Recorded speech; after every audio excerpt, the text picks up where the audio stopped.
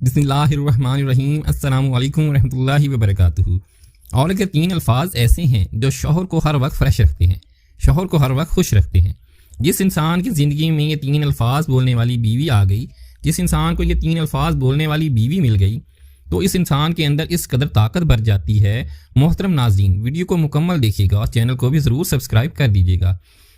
اس قدر طاقت بھر جاتی ہے کہ وہ آنے والی تمام آفات و بلاؤں کا ڈٹ کے مقابلہ کر سکتا ہے۔ بیوی کے یہ تین الفاظ شوہر کے اندر اس قدر طاقت اور قوت پیدا کر دیتے ہیں کہ وہ ہر چیز سے بآسانی مقابلہ کر سکتا ہے۔ یہ تین الفاظ انسان کو روزانہ نئی زندگی عطا کرتے ہیں۔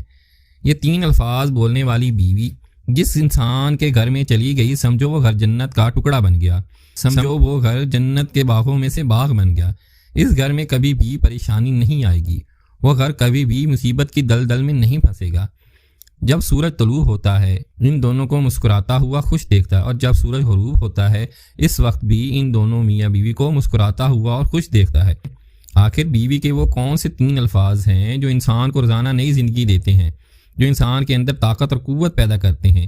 رسول اللہ صلی اللہ علیہ وآلہ وسلم مسجد نبی میں بیٹھے ہوئے تھے۔ کسی صحابی نے عرض کی، یا رسول اللہ، آپ کا فلاں جو صحابی ہے، جو حبشی ہے، اس کا رنگ کالا ہے، نین نقش موٹے ہیں، جو کالا سا ہے، ایسے سمجھ لیتے ہیں جو بدصورت سا ہے۔ لیکن اس صحابی کے مقدر کو سلام ایک بار نہیں کروڑوں بار کہ وہ انہی نظروں میں، انہی آنکھوں سے روزانہ میرے نبی کریم صلی اللہ علیہ وسلم کا دیدار کیا کرتا تھا۔ اس کا رنگ کالا تھا، نین نقش موٹے تھے، کالا سا تھا۔ کسی صحابی نے کہا، یا رسول اللہ، آپ کا فلاں جو کالے رنگ کا صحابی ہے، اس کی شادی ہوئی ہے، اور ایسی عورت سے ہوئی ہے جو زمانے کی عورتوں میں سے سب سے زیادہ حسین و جمیل ہے، وہ ہماری عورتوں میں سے سب سے زیادہ خوبصورت ہے۔ اللہ تعالیٰ نے اس عورت کو بڑے ہی حسن و جمال سے نواز رکھا ہے۔ اس حبشی کی شادی ملکہ کے ساتھ ہو گئی ہے، حسین و جمیل عورت سے ہوئی ہے۔ ابھی یہ بات چیت ہو رہی تھی، اتنے میں وہی کالا حبشی صحابی میرے نبی کریم صلی اللہ علیہ وسلم کی خدمت میں حاضر ہوا، جس کی شادی کی بات ہو رہی تھی۔ وہ میرے نبی کریم صلی اللہ علیہ وسلم کی خدمت میں حاضر ہوا۔ میرے نبی نے پوچھا، صحابی تیری شادی ہوئی ہے؟ جی یا رسول اللہ، میری شادی ہوئی ہے۔ اچھا بتا، تیری بیوی کا تیرے ساتھ سلوک کیسا ہے؟ تیری بیوی کا تیرے ساتھ اٹھنا بیٹھنا کیسا ہے؟ میں نے سنا ہے تیری بیوی حسین و جمیل ہے، اور تو کالا سا ہے، کالے رنگ کا ہے۔ تیری بیوی نے کبھی اپنے حسن پر مان تو نہیں کیا، اور اپنے حسن پہ تکبر تو نہیں کرتی، تیری صورت کو کالی تو نہیں کہتی، اپنے حسن پہ ناز تو نہیں کرتی، تجھے کھلاتی پلاتی اچھا ہے، تیری نوکری کرتی ہے، کھانا بنا کے دیتی ہے، تیرا خیال بھی رکھتی ہے، تیری فکر بھی کرتی ہے، تیری امانت میں خیانت تو نہیں کرتی، تیرے گھر سے باہر نکلنے کے بعد کسی غیر محرم کو اپنے گھر میں تو نہیں بلاتی، تیرے گھر سے نکلنے کے بعد تیری غیر موجودگی میں تیری اجازت کے بغیر گھر سے باہر تو نہیں نکلتی، اس کے لوگوں کے ساتھ کوئی تعلقات تو نہیں ہیں۔ یہ سن کر صحابی نے کہا، یا رسول اللہ، قربان جاؤں آپ کے نام پر، آپ کی شان پر، میری جو بیوی ہے وہ جس قدر خوبصورت ہے اس سے کہیں زیادہ نیک سیرت بھی ہے، جس قدر حسین و جمیل ہے اس سے کہیں زیادہ پرہیزگار بھی ہے۔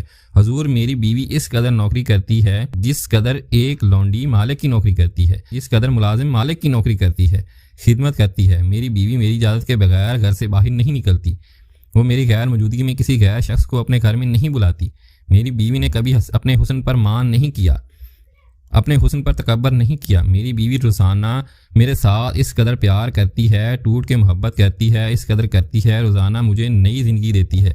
حضور پاک صلی اللہ علیہ وسلم، جب میں اپنی بیوی کو دیکھتا ہوں اللہ کا شکر ادا کرتا ہوں، مالک تو نے مجھے ایسی بیوی دی ہے جو جس قدر خوبصورت ہے اس سے کہیں زیادہ نیک سیرت بھی ہے۔ یا رسول اللہ، وہ وقت پر مجھے کھانا دیتی ہے، میرے کپڑے دھو کر دیتی ہے، میرا جوتا پالش کر کے دیتی ہے۔ میرے کریم نبی نے جب یہ سنا اس کی حسین و جمیل عورت اپنے کالے رنگ کے شوہر کو اس کے کالے پن کا تانا بھی نہیں دیتی، اس کی خدمت بھی کرتی ہے، اپنے حسن پر ناز بھی نہیں کرتی، اور اس کا شکر بھی ادا کرتی ہے، تو میرے نبی کریم صلی اللہ علیہ وآلہ وسلم نے فرمایا، صحابی جلدی جا اپنی اس نیک سیرت بیوی کو کہہ دے۔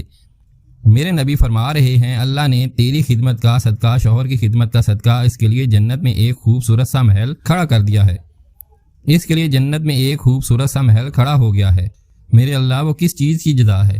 اسی چیز کی جزا ہے کہ وہ اپنے شوہر کی خدمت کرتی ہے، اپنے شوہر کی نوکری کرتی ہے۔ اب آتے ہیں وہ کون سے تین الفاظ ہیں جو شوہر کو ہر وقت خوش رکھتے ہیں، فریش رکھتے ہیں، شوہر کو نئی زندگی دیتے ہیں۔ بیوی کا پہلا لفظ جب شوہر کہے کہ اے بیوی، کیا تم مجھ سے محبت کرتی ہے؟ اگر بیوی شوہر سے محبت نہیں بھی کرتی تو جب شوہر پوچھ لے کیا تم مجھ سے محبت کرتی ہے تو بیوی یہ کہہ دے کہ ہاں میں تجھ سے ٹوٹ کے محبت کرتی ہوں، بے شک وہ نفرت کیوں نہ کرتی ہو۔ جب شوہر پوچھ لے کہ تم مجھ سے محبت کرتی ہے تو وہ جھوٹ بھی بول دے کہ میں تجھ سے محبت کرتی ہوں، میں تو ٹوٹ کے محبت کرتی ہوں۔ یہ ایک جملہ بول کے شوہر کو ایک پل کے لیے خوش کر دے، یہ ایک جھوٹ بول کے شوہر کو ایک پل کے لیے خوشی دے دے، قسم خدا کی اللہ تعالیٰ ایسے جھوٹ کو سچ میں بدل دیتا ہے۔ شوہر کو دی گئی ایک پل کی خوشی کے صدقے اللہ تعالیٰ بیوی کے دل میں شوہر کے لیے محبت ڈال دے گا، نفرت کو جڑ سے اکھاڑ دے گا۔ جب شوہر کہے کہ تم مجھ سے محبت کرتی ہے، آگے سے کہہ دے میں تو تجھ سے ٹوٹ کے محبت کرتی ہوں۔ دوسرا لفظ جب شوہر غربت کی دلدل میں پھنس جائے، اس قدر پھنس جائے کہ عزیز و اقارب چھوڑ جائیں، جب سب چھوڑ جائیں، پیسہ تھا غیر بھی اپنے تھے، دشمن بھی اپنے تھے، عزیز و اقارب سب اپنے تھے، آج پیسہ نہیں ہے تو کوئی قریب آنے کے لیے تیار نہیں ہے۔ جب غربت کی دلدل میں پھنس جاتا ہے، سب دور چلے جاتے ہیں، بھاگ جاتے ہیں، اپنے پرائے دوست احباب یہاں تک کہ بھائی بھی دور چلے جاتے ہیں۔ یہ تو بھوکا ہے، یہ تو ہر وقت مانگتا ہی رہتا ہے، یہ تو ہر وقت خیرات مانگتا ہی رہتا ہے، اس سے بچو، اس سے دور ہی ہو جاؤ۔ کوئی بھی اسے سلام کرنے کے لیے راضی نہیں ہوتا، کوئی بھی اس سے بات کرنا گوارا نہیں کرتا، یہ بھوکا ہے، کہیں دو چار پیسے ہی نہ مانگ لیں۔ تو وہ جب دیکھتا ہے کہ سارا زمانہ مجھ سے دور ہو چکا ہے، تو جب شوہر دیکھتا ہے کہ میرے پاس جب پیسہ تھا غیر بھی اپنے تھے، آج پیسہ نہیں ہے، غربت کا شکار اس طرح ہوا ہوں کہ سب مجھے چھوڑ کر چلے گئے، سب مجھے چھوڑ کے چلے گئے، اب ایک بیوی رہ گئی ہے، وہ بھی چھوڑ کے چلی جائے گی، اس سے بہتر ہے کہ بیوی کو خود ہی جانے کی اجازت دے دیتا ہوں۔ یہ بیوی کے پاس جاتا ہے، کہتا ہے کہ سارا زمانہ مجھے چھوڑ کے چلا گیا، اگر تو بھی جانا چاہتی ہے تو جا سکتی ہے، کیونکہ اب میرے پاس کھانے کو کچھ نہیں ہے، پینے کو کچھ نہیں ہے، پہنانے کو کچھ نہیں ہے، میرے پاس کوئی خرچ نہیں ہے، پیسہ نہیں ہے، دولت نہیں ہے، کچھ بھی نہیں ہے، میرے پاس صرف میں ہی ہوں، میرے علاوہ اور کچھ نہیں ہے۔ میرے پاس رہنا چاہتی ہو تو بتا دو، نہیں تو میں تمہیں اجازت دیتا ہوں، تم بھی کہیں نہ کہیں جا سکتی ہو۔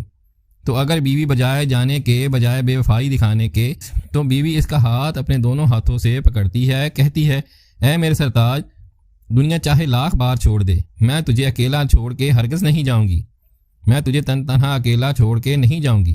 زندگی میں اونچ نیچ آتی رہتی ہے، پریشان مت ہو، آج اگر پریشانی کے دن ہیں تو آسانی تک جانے سے پہلے پریشانیوں کا سامنا کرنا پڑتا ہے، امیری تک پہنچنے سے پہلے امیری تک جانے سے پہلے غربت کا منہ دیکھنا پڑتا ہے، غربت سے گزرنا پڑتا ہے، تو پریشان کیوں ہو رہا ہے؟ تیرے ساتھ کھڑی ہوں، کیوں ساتھ کھڑی ہوں؟ اس لیے کہ جب تو امیر تھا، جب تو مالدار تھا، جب تیرے پاس پیسہ تھا تو میرے اوپر ہزاروں نعمتوں کی بارش برساتا رہا، میری ہر ایک خواہش پوری کی، کمزور سے کندھے پہ بوریاں لاد کے دن رات ایک کر کے تو نے میری ہر ایک خواہش پوری کی۔ آج تو غربت کا شکار ہے تو کیا ہوا؟ تو کیا میں تجھے اکیلا چھوڑ کے چلی جاؤں؟ ایسا ہرگز نہیں ہو سکتا۔ تیسرا لفظ جب شوہر ناراض ہو جائے، بیوی اپنے دونوں ہاتھوں سے اس کا ایک ہاتھ پکڑ کے ہاتھ چوم کر کہے او میرے سرتاج، میں اس وقت تک نہیں سوؤں گی جب تک تم اسے راضی نہیں ہوگا۔ فرمایا یہ تین الفاظ بولنے والی بیوی جس گھر میں چلی جائے، اس گھر کو جنت کے باغوں میں سے باغ بنا دیتی ہے، اس شخص کو ہر وقت جوان رکھتی ہے، اس قدر جوان